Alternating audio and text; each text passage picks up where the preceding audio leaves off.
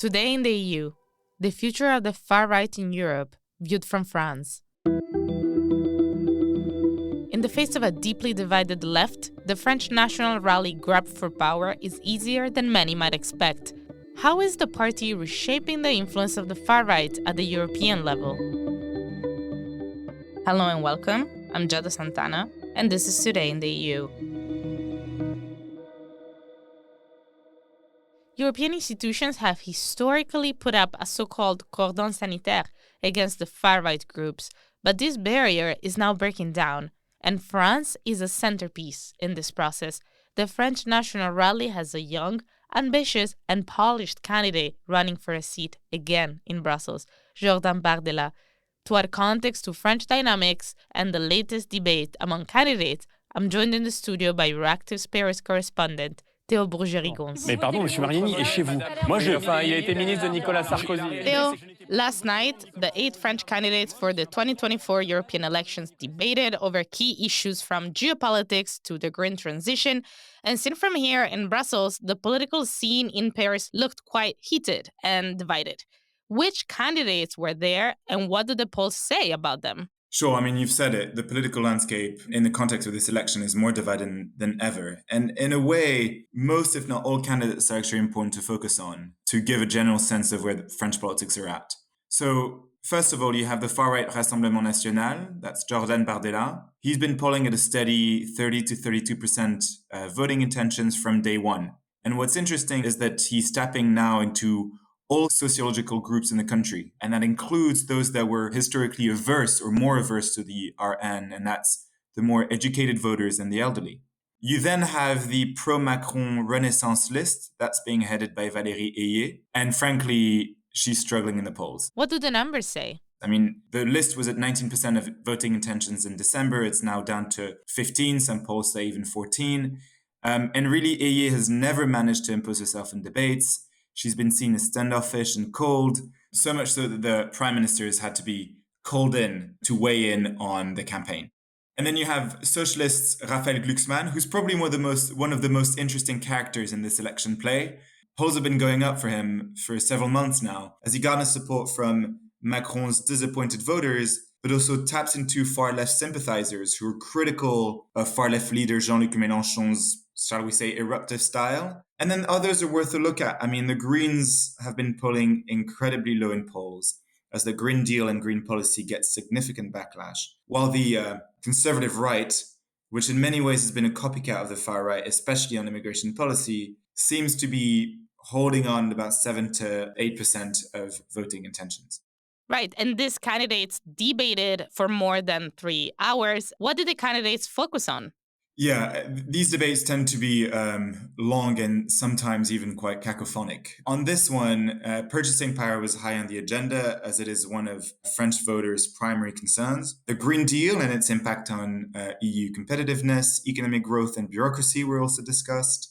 You had energy, of course, with the French loving a little bit of nuclear policy in the conversation. That was high on the list too. And finally, you had international matters from Ukraine to the recognition of a Palestinian state, where there lied actually quite clearly significant splits between the left and the right, especially on the recognition of a Palestinian state. What do you think was the most interesting part of the debate? Frankly, one of the most novel parts of the debate had to do with the recognition of the Palestinian state, as other member states, such as Norway, Spain, and Ireland, are ready to take that step, which France has always been reluctant to do. And there was a clear split between the left that were calling for the recognition, but also calling for sanctions and calling for an end to the Israel-EU association agreement, and the right, who claimed that time was not ripe for a recognition of a Palestinian state and diplomatic status, essentially, and claimed that at this stage, at the helm of the war and Israel's ardent bombing of Gaza, that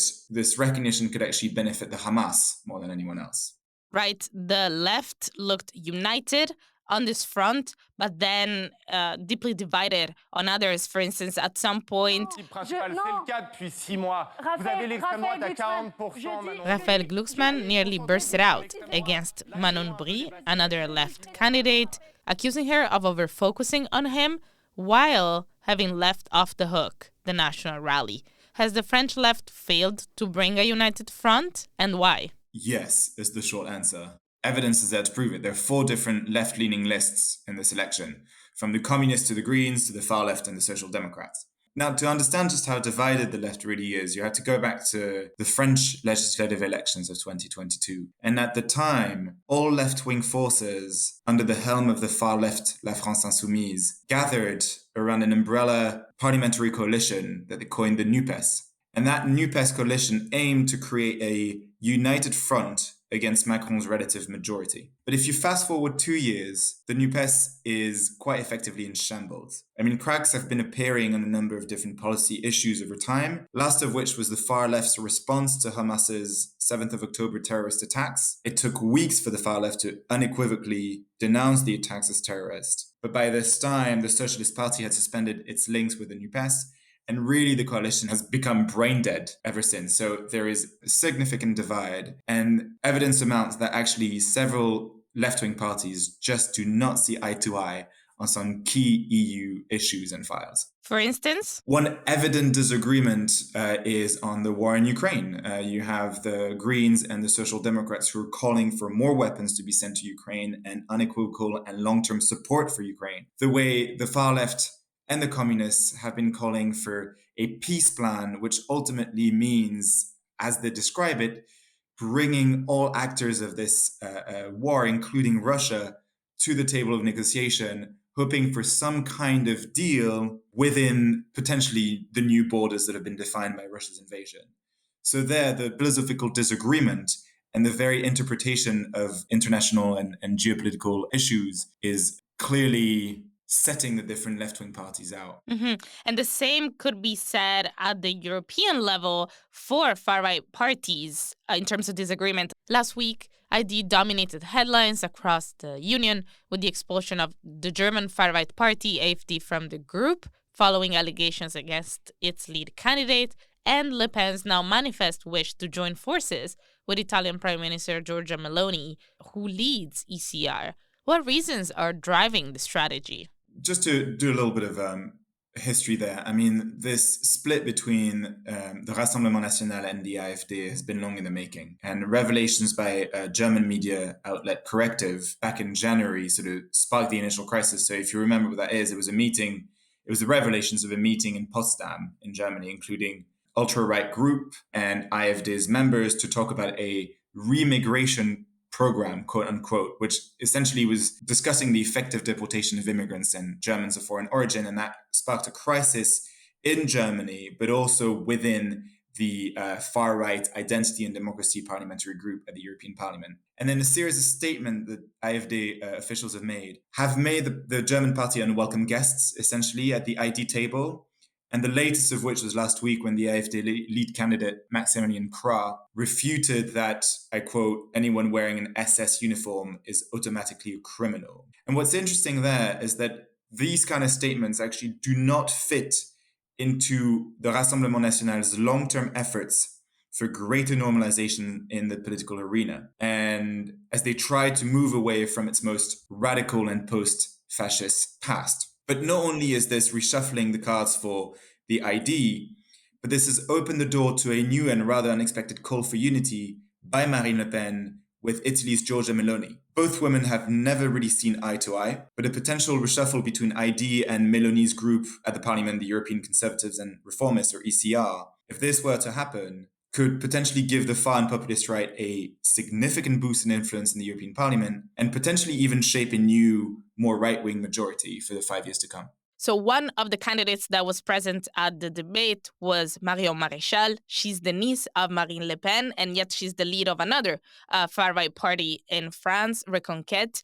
And she's been accusing Jordan Bardella and more broadly his party time and time again of belonging to ID, which is basically what she calls a European political family that has been unable to bring forward any meaningful change in Brussels. Do you think this could shift with these European elections? Absolutely. The way things are going now is that Marion Maréchal's party, Reconquête, only has one MEP who actually used to work for the Rassemblement National. And he's joined ECR, so Meloni's party. And so I think this sort of exemplifies the divide that has been existing between ECR on the one hand and ID on the other, which have some significant policy disagreements. But ultimately, what's happening with Le Pen's announcements that she could unite with Meloni is to actually create this wind of change in far-right movements across Europe to bring together all far-right movements into one big influential party. And I think Marion Maréchal is trying to do just that. It might be the case that Marine Le Pen will be more successful than her niece. Mm-hmm.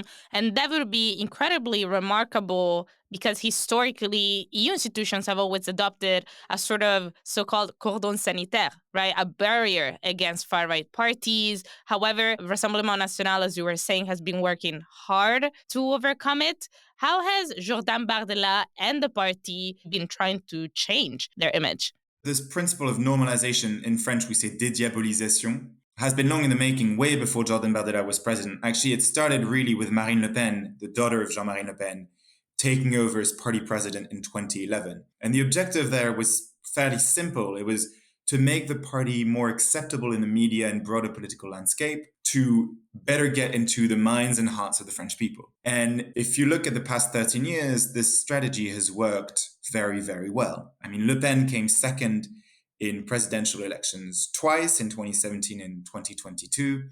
The RN has been topping voting outcomes in EU elections in 2014, in 2019, and it's most likely that they'll do the same this time around in 2024. And they've also imposed some of their key topics, such as immigration and a tough immigration response, at the very heart of mainstream political debate. And some would go as far as saying that actually the government, especially in this European election, is in some ways creating the conditions for the far-right success by hailing it as its only credible opponent and thus shining a constant light on them.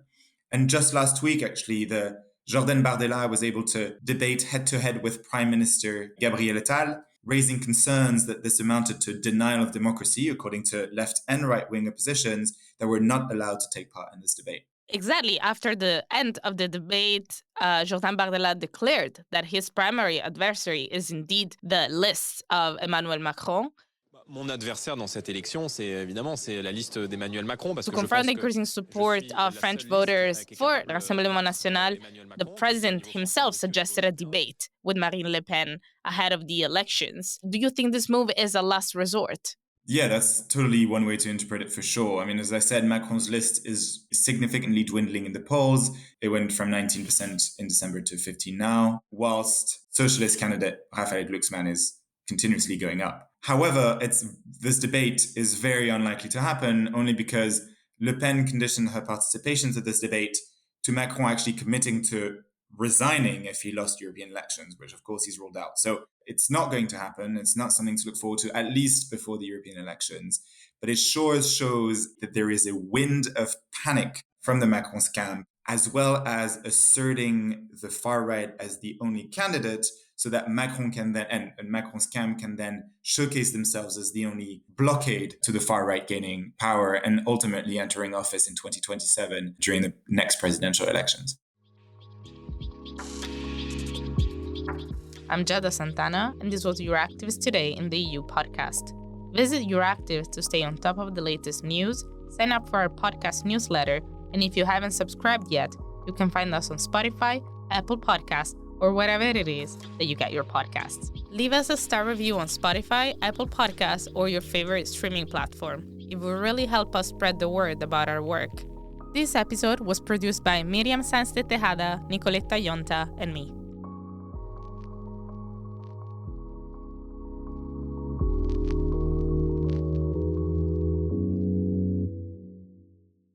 As part of our commitment to accuracy, inclusion, and transparency, Euractiv is part of the Trust Project.